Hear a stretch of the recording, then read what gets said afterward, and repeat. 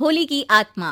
बचपन से शहर में रहने वाला मनोज इस साल होली की छुट्टियों में अपने गांव दुर्गापुर वापस आता है, जहां उसे देख पूरा गांव खुशी से झूम उठता है। जब गया था तब इतना सा था और अब देखो कितना बड़ा हो गया है। हाँ सरपंच जी, जब मैं गया था तब आप भी बहुत जवान थे और अब देखो कितने बूढ़े हो गए हैं आप। चलो चलो बढ़िया है, बच्चा घर वापस आ गया। इसी खुशी में आज रात पार्टी होगी। क्या बात है, गांव में भी पार्टियां होने लगी। वैसे अगर पार्टी की बात है तो आज क्यों सीधा होली पार्टी करते हैं। होली पार्टी की बात सुन चहल पहल में अचानक सन्नाटा छा जाता है, जिसे देख मनोज को कुछ अजीब लगता है, लेकिन तभी सरपंच बात पलट देता है। अब बहुत देर हो गई, चलो सब अपने घर चलो, पार्टी के बारे में कल सोचेंगे। मनोज भी मम्मी पापा के साथ घर आ जाता है, पर होली पार्टी और उस पर पूरे गांव की खामोशी वाली बात अभी तक उसके जहन से निकलती नहीं। पापा, होली पार्टी की बात पर सब चुप क्यों हो गए थे?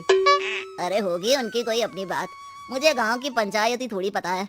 थक गया हूँ, चलो सो जाते हैं, कल बात करते हैं। पापा की बात मानते हुए मनोज भी सोने चला जाता है। आज तो छुपा लिया, लेकिन हफ्ते बाद जब होली का दिन आएगा तब इसे कैसे रोकोगे? अगली सुबह सूरज के साथ ही मनोज भी गांव घूमने निकल जाता है, जिस पर रास्ते में उसे अपनी ही उम्र के कुछ लड़के भी मिलते हैं, जिनसे दोस्ती कर अब वो उनके साथ घूमने लगता है। इसी तरह कुछ दिन बीत जाते हैं और होली नजदीक आने लगती है। दोस्तों, होली में 4 दिन ही बचे हैं, पर गांव में उसकी कोई तैयारियां क्यों नहीं दिख रही? क्योंकि यहाँ होली नहीं मनाई जाती। अरे पर ऐसा क्यों? वो राजा भूषण। अरे तुम 4 दिन के लिए आए हो, क्या इतना सोच रहे हो? चलो कुछ खाने चलते हैं। इसी के साथ एक बार फिर होली की बात को टलते हुए देख मनोज को शक होने लगता है। वो घर पहुंचते ही इंटरनेट पर अपने गांव और राजा भूषण के बारे में जानकारी निकालने लगता है। क्या? मुझे आज तक ये नहीं पता था। ऐसा कैसे? किसी ने मुझे कुछ बताया क्यों नहीं? सारी जानकारी लेने के बाद मनोज गांव वालों या अपने मम्मी पापा से कुछ पूछे बिना खुद ही उसकी सच्चाई के बारे में छानबीन करने लगता है, जिसके चलते वो राजा भूषण की हवेली में पहुंचता है। वाह, क्या हवेली है यार। पर क्या यहाँ सच में कोई भूत है? हेलो भूत जी, कोई है क्या? हम इस साल गांव में होली सेलिब्रेट कर रहे हैं, क्या आप उस पर थोड़ा इंटरव्यू देंगे? मनोज के ऐसा बोलते ही गांव में तूफान उठ जाता है और हवेली में रखी सारी चीजें हिलने लगती है। एक अदृश्य शक्ति मनोज को धक्का देकर हवेली से बाहर निकाल दरवाजा बंद कर लेती है। ये सब देख मनोज हैरान रह जाता है। क्या अभी मुझे हवा ने धक्का देकर बाहर निकाल दिया? मेरे होते हुए इस गांव में कभी होली नहीं बन सकती, इसलिए दोबारा ऐसी कोशिश भी मत करना, अंजाम बुरा होगा। आवाज सुन मनोज हैरानी से इधर उधर देखने लगता है, पर उसे कोई दिखाई नहीं देता। वो गांव वापस आ जाता है, जहां तूफान की वजह से सब कुछ तहस महस हो चुका होता है। आखिर ये तूफान आया कैसे? ना ऐसा कोई मौसम था और ना ही हमने होली का त्योहार मनाने की बात की थी। सरपंच की बात पर कोई रिएक्शन दिए बिना मनोज चुपचाप अपने घर चला जाता है। इस तरह देखते ही देखते होली का दिन भी आ जाता है और मनोज रंग लेकर गांव में निकल जाता है, लेकिन गांव पूरी तरह खाली होता है। अरे त्योहार का दिन है, धूमधाम की जगह मातम क्यों मनाया हुआ है? मनोज की आवाज सुन सब अपने घर की खिड़कियां खोल के घर के अंदर से ही उसे वापस जाने के लिए कहने लगते हैं, पर वो किसी की नहीं सुनता।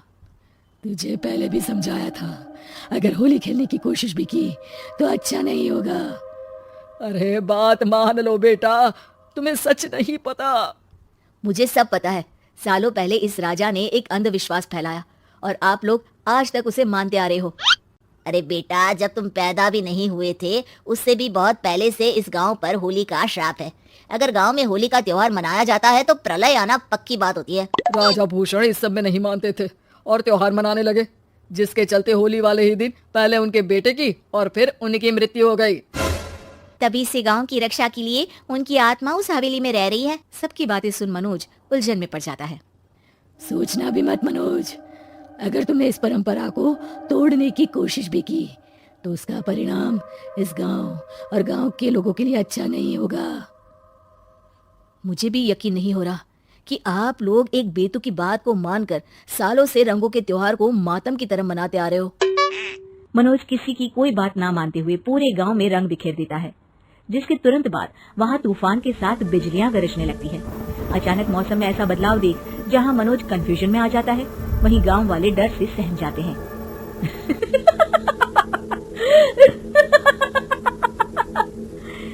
इस लड़के ने हमारे जैसे सिर्फ अपने स्वार्थ के लिए नहीं बल्कि पूरे गांव की खुशियों के लिए यहाँ होली मनाई है, जिस वजह से अब इस गांव पर होली का श्राप टूटता है। ऐसा बोलकर राजा का भूत वहां से गायब हो जाता है, जिसके बाद गांव के लोग धूमधाम से होली मनाते हैं। खुशियों के रंग गांव में बिखरे ही होते हैं कि अगली सुबह अचानक मनोज कहीं गायब हो जाता है और एक बार फिर गांव में होली का नया राज शुरू हो जाता है।